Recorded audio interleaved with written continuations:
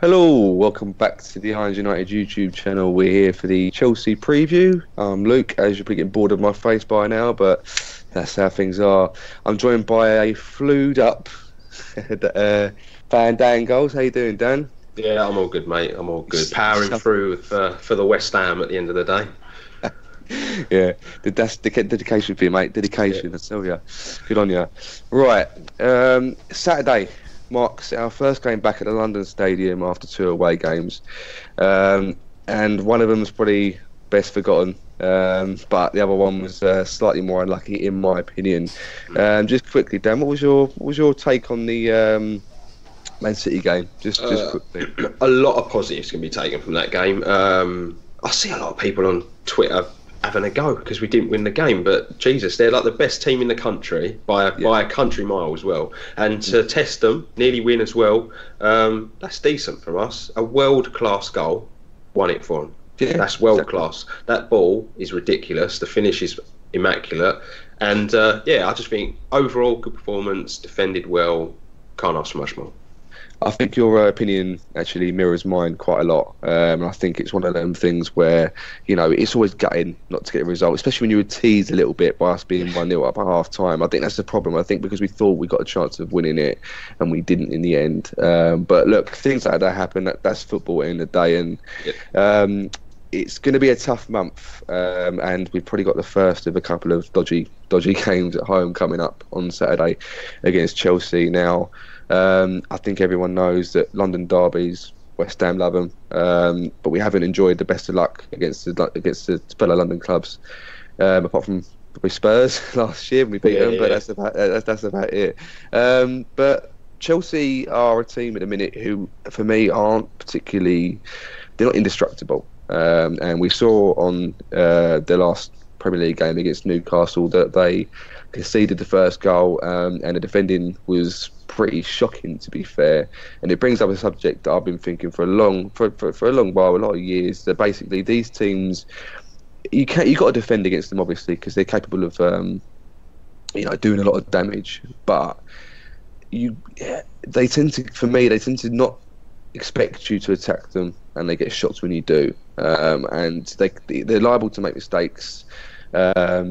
I mean, do you see a vulnerability in Chelsea at all that straight away sparks up? Yeah, definitely. They're in form. We can't take that away from them. They're definitely in form. They're there, third in the league for a reason. But I honestly think if you keep Hazard and Morata quiet and you pressure their defence and you get at them, you stand a chance. They're back three. I don't know what's happened with David Luiz. He had one bad game. He's got dropped. Apparently, he's had a falling out, and now this Christensen geezer's come in. And all right, they're doing a decent enough job, the three at the back. But I do think if you get at them, you put a bit of pressure on them, you can score goals against them. They do tend to concede a lot of goals. They're almost like the new Liverpool. So I do see us being able to get at them, and I think it all relies on who he picks, the crowd getting behind the team, putting in another performance like we did against City, but maybe not sitting back as much. I don't think that's going to work against this Chelsea team. Italian managers are known for their defending. Exactly, and I think basically this whole parking the bus thing against Man City was done even more so due to the result and the performance against Everton. There needed to be that back to the job, get back to basics, get out there. I mean, for example, if you're looking at Chelsea in a vulnerability kind of way, they drew last night with Atletico Madrid at home, which was a game they kind of needed to win to finish top. Now, I know it's not something that you're going to really worry about when you qualified for the next round anyway, but Atletico Madrid needed to win that as well, and they did score last night. And maybe I don't think it happens very often, but maybe there's a bit of fatigue from Chelsea for the weekend, which you're hoping kind of that go in our favour. I'm not particularly sold on Courtois. And hopefully we can pester them a little bit more, especially with if we go a bit more as we're at home, a bit more attacking. Maybe a 4-4-2 can come into it, but I think we're all expecting a 4-5-1 or something along them. One up front being David Moyes and all that. But talking of goalkeepers, obviously there is a debate going on right now. Well, it's not saying a debate; it's more like a landslide opinion that Adrian should keep his place in the team because obviously Hart is now eligible to play again. I personally don't see any reason why Adrian shouldn't start, and no reason why Hart should go back in by default. Are you with that opinion as well? Yeah, definitely. At the end of the day, Moyes, when he came in, said he was going to pick on form. And Exactly. I don't think Adrian can be dropped after that performance against City. If we're being honest with ourselves, as well as we did in that game, the way we defended, the way we hit them on the counter, I thought we were very well organised in that game. But as well as we did, they did pepper us with shots. And at the end of the day, Adrian did what he was paid to do. The 2 goals he let in, there wasn't much he could do about them. So, it's one of them. Any other shot that was, slung his way, he pushed it out. He saved it. He did well. And there's no way you can drop him. There's no way you can drop him. No. It's in a day that's a world class team, and he can't save everything. Especially defence isn't totally 100% on the ball all the time. You're looking at Chelsea's team, and okay, we'll talk about goalkeepers now, but let's quickly go into defenders. And talking about that Chelsea-Newcastle game, there was one particular player who got absolutely slaughtered on Twitter by his own fans.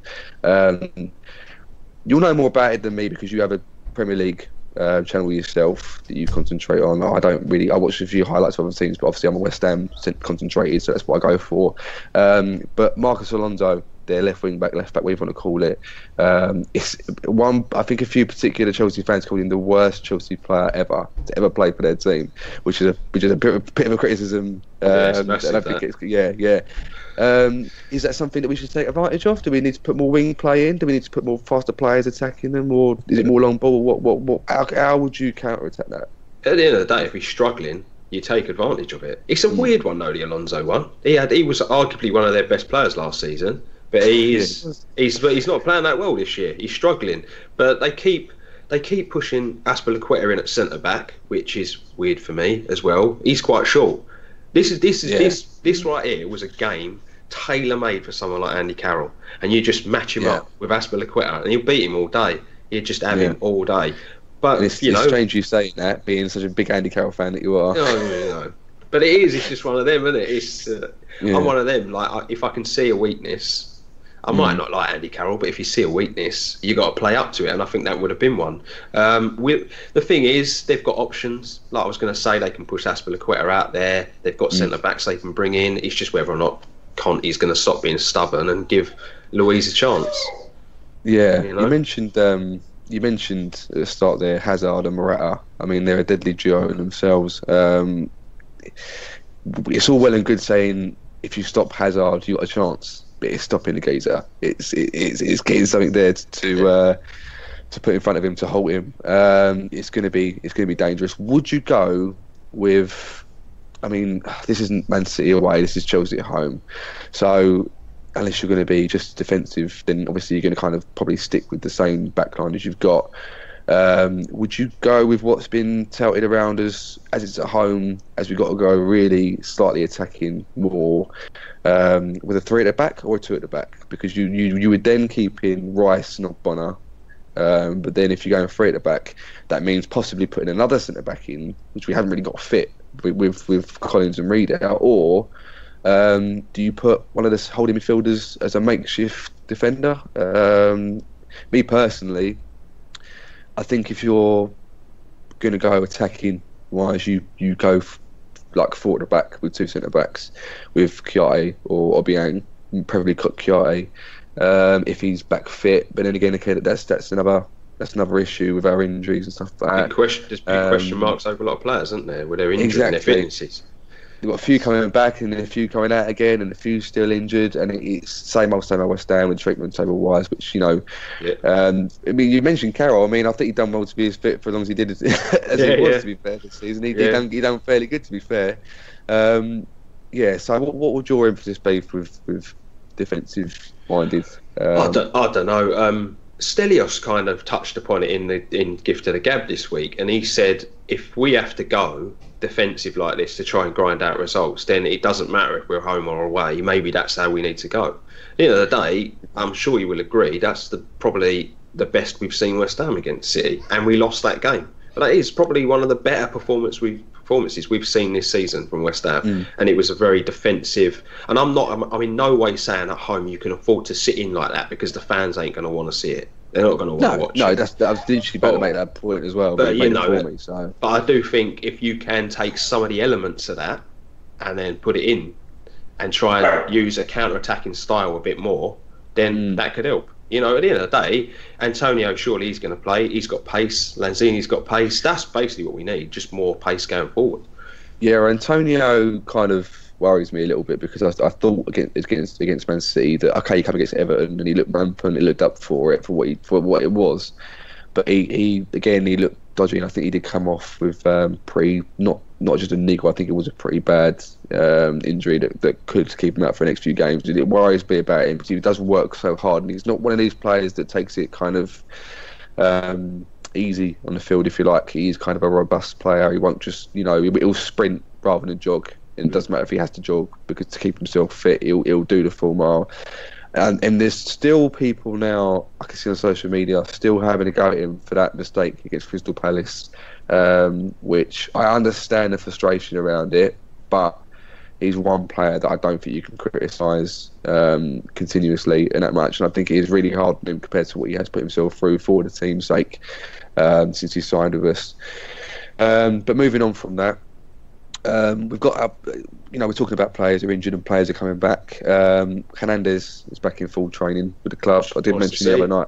Yeah, I did mention in the Gift of the Gab that he missed literally every shot that the video on West Ham page put out, which wasn't exactly the best, but hopefully he's going to save all his goals for the game itself. That makes a change from our PR team. They usually put loads of videos out of him smashing volleys, top bins. Yeah, but they're probably scraping the barrel of the game. We've got to put something on there. Let's just put him having a shot. Let's just not take too many shots.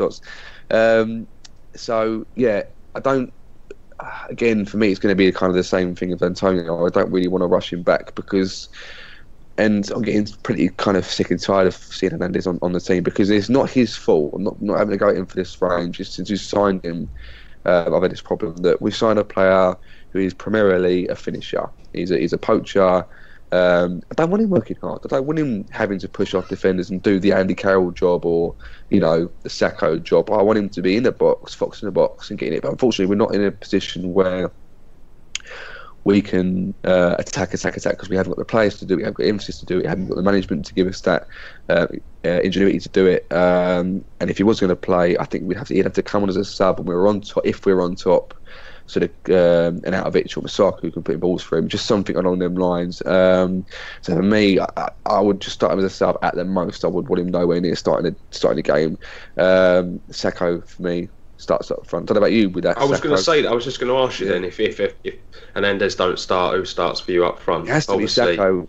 And I think the reason why is because as much as he might be a dickhead this season for coming out and saying he wants to leave, that was under Bilic. And I don't know why, but I've got this slight feeling he might have changed his... Well, I don't know if you heard, but about the vloggers had a meeting with Karen Brady, didn't they?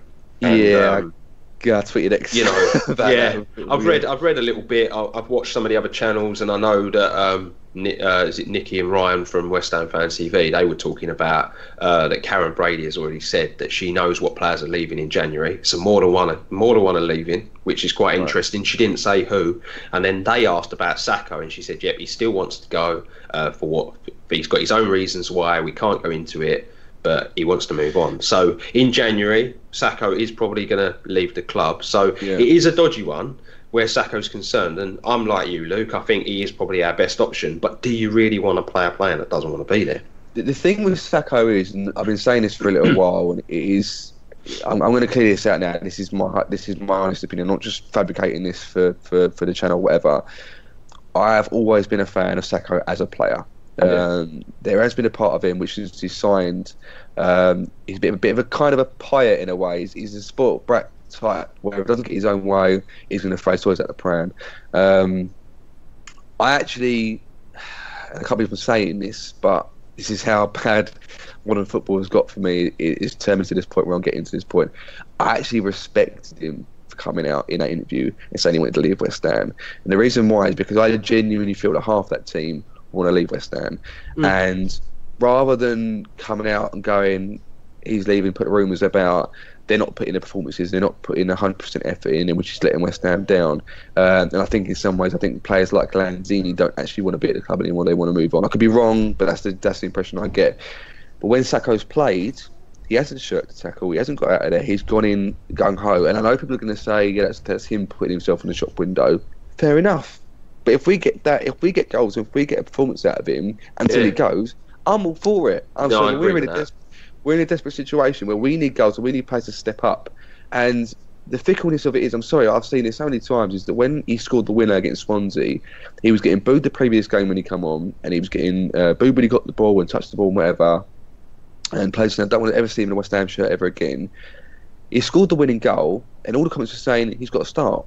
He's got to start. Drop Carroll and start him. And it's like, well, where did Dill's hate go? Where, why was he not booed when we scored and whatever? And it is all about him. He is all about himself. He does want to just go back to France and refresh his career, if you like, if you want to put it that way. But there is this thing with modern football where players are just for themselves. I don't believe any of them.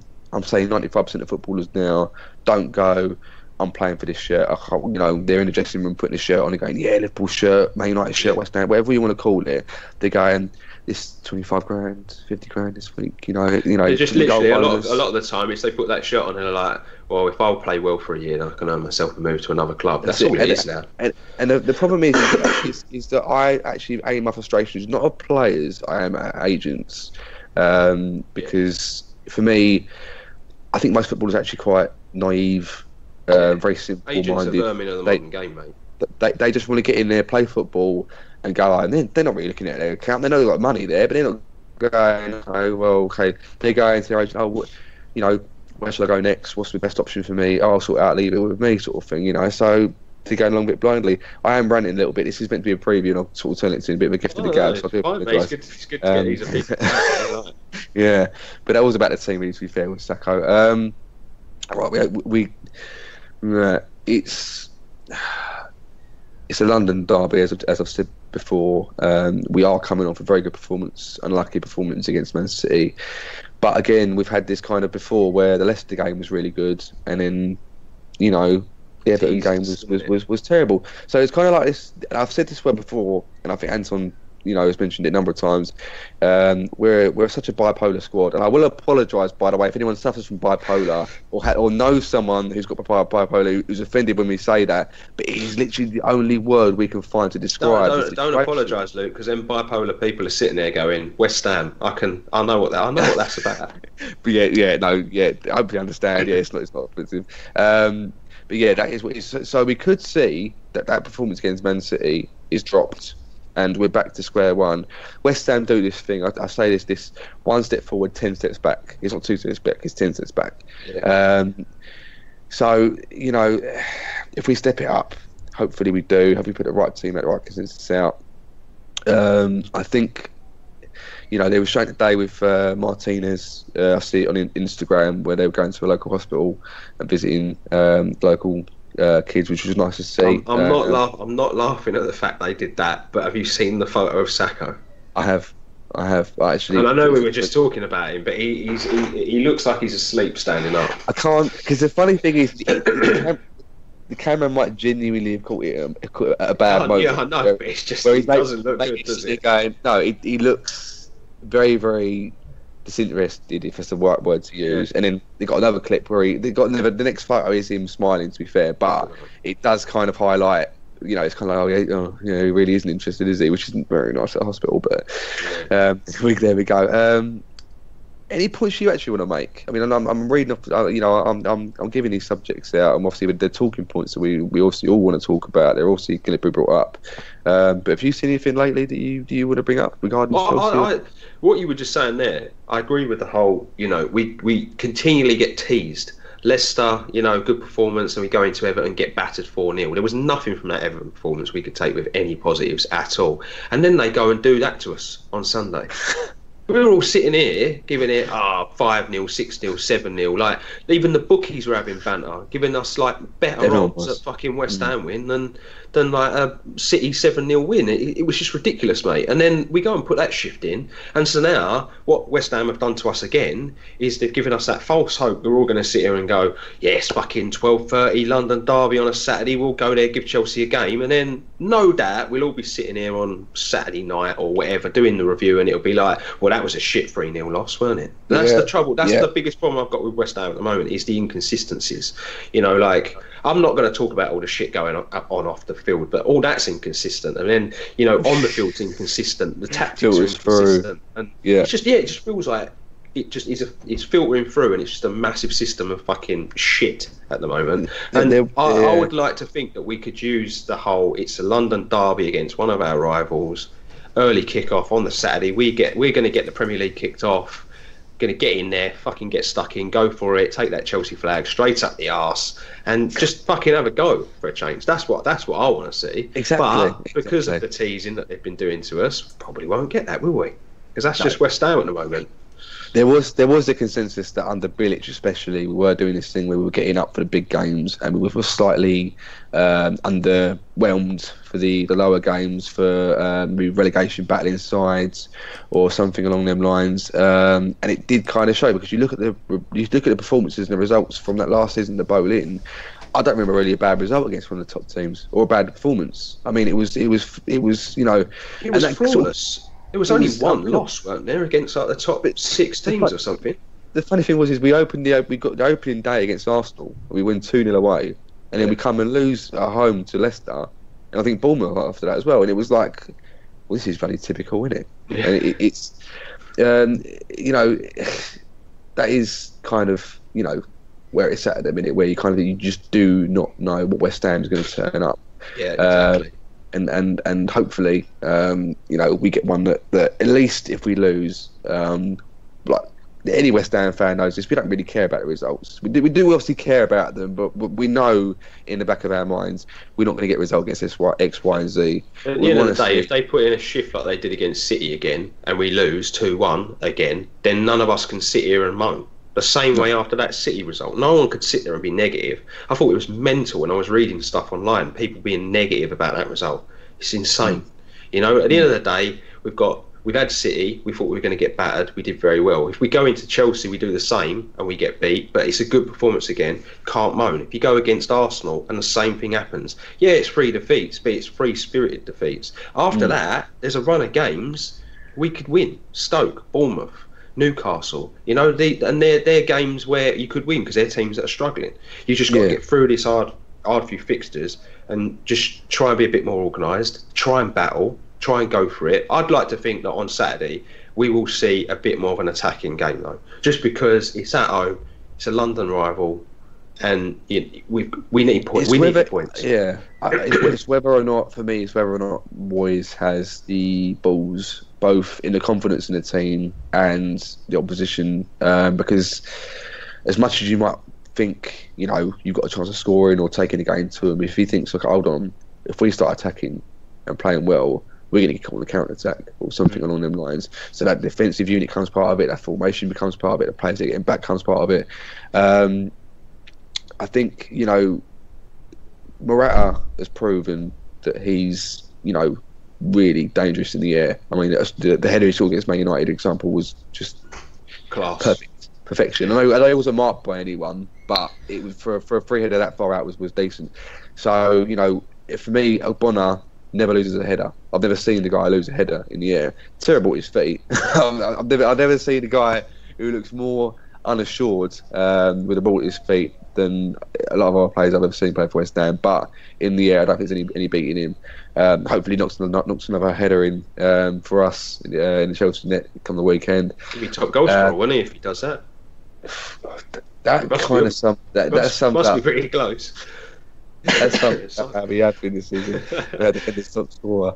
He's going to have Rice next to him.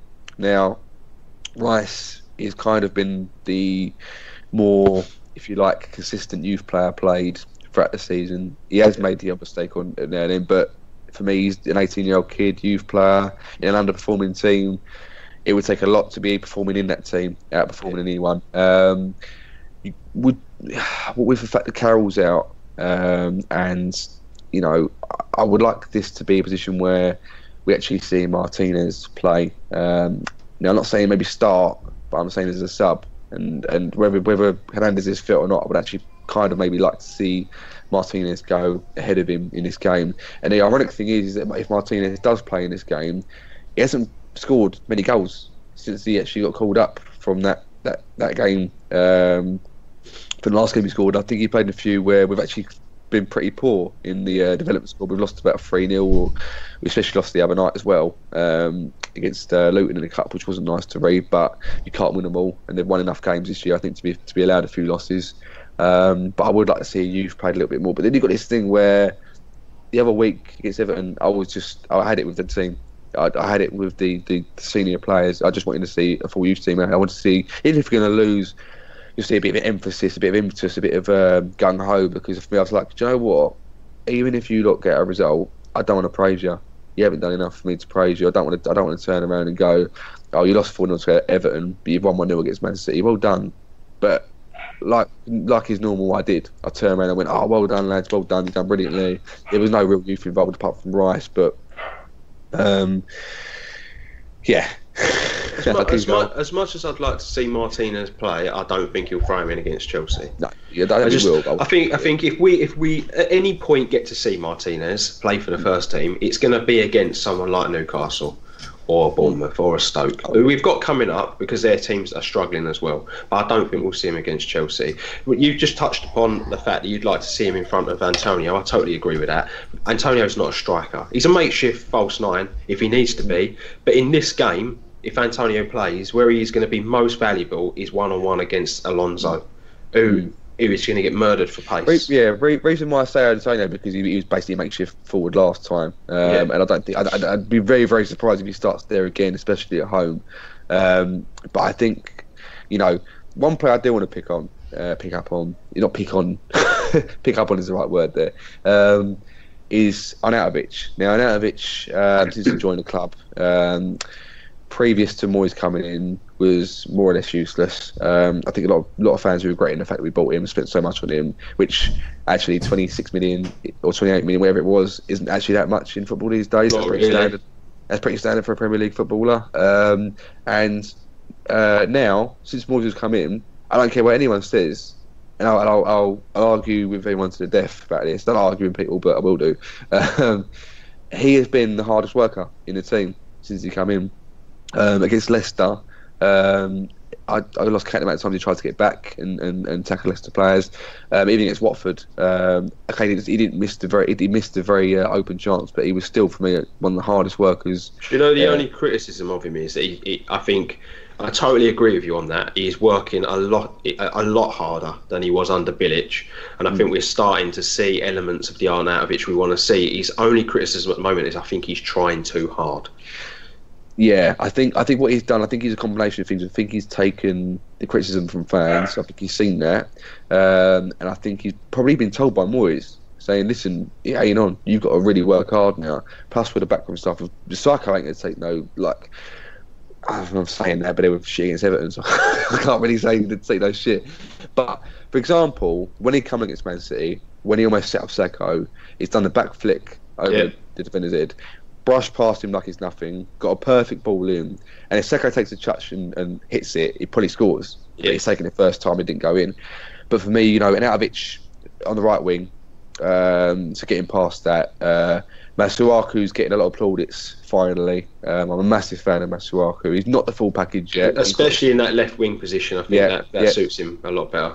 He's still rusty, and like you say with Arnautovic, I think Masuaku is actually trying too hard. I think when you look at him, he's trying to do a bit too much skill. He's taking that one touch too much before he gets the ball in, or his delivery isn't actually as good as it was when he was coming on as a sub. Do you know where he struggles? When he's backs to goal.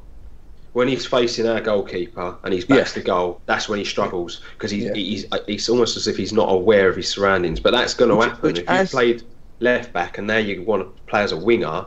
It's hard. That transition's not as easy as people think. You're, as a defender, and I was told this many years ago, the fabulous footballer that I was, but you should never apparently turn your back as a defender. You jockey as much as you can. You don't do all this spinning round and thinking, okay, where am I, like headless chicken. You jockey, and you go from there. And I think that when I first, the game that actually said to me how good he was against Everton at home last season, and Cresswell was injured, or suspended, one of the two, and he played a blinder. He was man of the match, and he was just as good at defending as he was attacking. And being a season ticket holder, there was fans around me clapping him and applauding him the performance he put in. This season, I've never seen a more scatty defender in my life. when he's defending, he is atrocious. He's worse than Sunday League. Yeah. When he's going forward, he's a dream. He goes past people like they're nothing. And that's the problem, is the fact that he's kind of a one-way player. And maybe he'll learn a trade there as well. But yeah, so moving on to that one, we'll have Sacco. Well, for me personally, we'll have to go up front. I'm not going to hope we play two up front, because I'm just going to. Never going to happen, mate. So there's no point. I'll have Sacco. Obviously, standout is going to be Adrian in goal, but we'll have wingers as Maxwell and Arnautovic for me. Then we'll have Lanzini. For apparently, I don't know where you've heard this. I don't know if you've heard this rumour as well, but Lanzini to Spurs is a rumour for January if we're still doing poor. I think Lanzini is actually flat to deceive this year, but he is still our most creative. I think Lanzini started to believe his own hype, though. He hasn't been that good this season. He's still our best player and our most creative player, but I don't think he's been that good this season as well. He's another one that could come in for some criticism. I think the only thing where we can support him slightly is Lanzini is the sort of player that relies on the rest of the team quite heavily. A creative player relies on movement. If you're not moving ahead of him, if you're not making the spaces and looking for those areas where he can pass into, he is going to struggle. But I do think he started to believe his own hype a little bit. Yeah, but I'm kind of the opposite opinion, actually. I actually think he's more annoyed at himself that he's not producing what he should do. I don't see an ego with him, really. I see a frustration. I see a frustration of his personal performances. I also see a frustration of the team's performances. The amount of times I see him go forward or get tackled or play a pass and it gets intercepted, and he goes out of frustration, just can't take it. And I think you would like him to turn back round and chase the ball and try and bring it down again, but it's just pure, for fuck's sake. It's happened again. A lot of that is the teammates around him not helping him out. No, he's exactly. Another one of them players, mate, a bit like Hernandez. You touched upon it earlier. You don't want to see him having to do the graft because you want the part of his game that's strongest to come out. Hernandez, it's about being in there, 6-yard box, putting it in the back of the net. It's about finding spaces, passing the ball out, ignore the dogs, but finding those spaces and, spraying passes, out to the wings, getting it through, finding the strikers. That's what you want to see from him. And he hasn't done it because the players haven't been there for him this season. It sounds like the dog wants an opinion, so maybe bring him in if you want. Yeah, he's probably had enough, mate. Fucking. Yeah. Talking to teammates, of course, we've got a shabby midfield at the minute, because the only one that's outright either up to standard or fit is Obiang. Like everyone else, was absolutely atrocious for me against Everton, but pulled it back to his best against Man City, like the rest of them did as well. Yeah. I'm not too cleared up on this. I've read a few reports myself, and maybe I'm reading the wrong reports, but I've read that Noble is okay. He's not fully fit for the Chelsea game, but apparently he's carrying something. I'm not too sure. I don't know if you've heard anything else about Noble. Yeah, apparently it's a hip injury, isn't it? He's been out for a hip injury. Which might be the same thing that he was suffering with last season that he played on with. And by no means am I a Noble hater. I'm not a Noble hater at all, but I don't think he's up to scratch first team wise. But if we're that desperate with Chiati out, maybe we do need to bring Noble in as a desperate times. But of course, it was mentioned the other night, I think Richard said it as well, that he'll probably be overrun by the Chelsea midfield. He won't be able to keep up with the pace of the Chelsea midfield. Definitely. Not as the fastest midfield in the Premier League, but it's still something. So, do we bring in a youth player, or do we try and mismatch a senior player to try and sort of shoehorn him into that position? And what would you go with? I don't know, mate. I'd honestly, with this Chelsea game, I would go 3 at the back, have wing backs bombing on, and I'd play Lanzini next to someone in the centre of midfield. Lanzini can play that role. He can drop deeper. He's not going to be expected to defend. I think Obiang can do that job. I honestly think Chiati can't be in that team at the moment. He's a liability. He went off injured against City, and we don't know if he's fit, but a blessing in disguise. It may well have been. But I'm one of Chiati's. I have been one of Chiati's biggest fans. But this season, he has been awful. He's been atrocious, mate. He's been by far one of our worst players. And to get him out of the team, because he doesn't deserve to be in that starting 11. I think you have to remove him from that team. And we were all calling out for Chiati, Obiang. It'll work. It'll be amazing. And it's been anything but. And I think you've got to go with something slightly different. And I think Lanzini will give you more going forward. And there's no way for going different either, because it actually to shock teams sometimes by playing a formation they would never expect you to do. It does mess with them. And by the way, viewers, that Dad is the only one with a cold. I've got a cold as well, so I'm sorry this issue's coming out. You don't want to see any runny noses or anything on screen, I'm sure. So we've covered the forward line, we've covered the midfield, basically, sort of. And defence-wise, Zabaleta was back to his best against Man City. Exactly as I'm saying, back to his best, but it's like the whole team has gone that. Do you feel like that was the Man City effect because it was against his old club? He had a point to prove. Probably. I'm not going to deny that. To be fair, and hopefully that carries through. Stay with him. So I wouldn't think like a one game wonder. You know what I mean? But yeah, he keeps his place. Creswell will obviously play left back. Now the back line for me has to be Rice and Bonner, mainly because they're mainly the only fit, competent duo. What worries me is the fact that I don't think Bonner is going to coach Rice. I don't think Rice can coach Bonner. Yeah, but to be fair, they did well against City. You know, I have been worried about Bonner this season, but to be fair, they did well against City. Like we touched upon right at the beginning, that was a world-class pass that unlocked us. Oh yeah. Who's to say that wouldn't have finished 1-1 if it weren't for that? You know, so I think they did quite well. I don't think we've actually got any worries where that is concerned if they play next to each other again. I think they did a great job against City. And no disrespect to Chelsea, but City are head and shoulders above them as far as attacking is going forward. I honestly believe that. Yeah. Honestly believe that. Every team is. I think they are above every team. Man City going forward are just so scary. Every time they were going at us, I was like, oh God, here comes a goal, here comes a goal. But our defence stood up, mate, and they can be proud of that performance. And if they put in a shift like that against Chelsea, arguably they keep a clean sheet. Because I just don't think Chelsea are as potent. Well, the interesting thing is that you know, last season we played them first game away from home, and in my opinion, we didn't actually deserve to lose that game. You know, we lost the game for a late Costa goal, and then they came to us, and we had Randolph in goal at that point, and he was proving the point that he probably wasn't going to be, the best for a first choice goalkeeper. So that's changing now, and Adrian is hopefully back in goal. I'm not entirely sure that we should have lost that game either at home last year. I just think we played really well. Not as well as we did, you know, in the cup against them, but we still played well. So hopefully we get I don't know what Chelsea are going to turn up. Obviously, Chelsea they're going to be up for it. They're going to be up for it.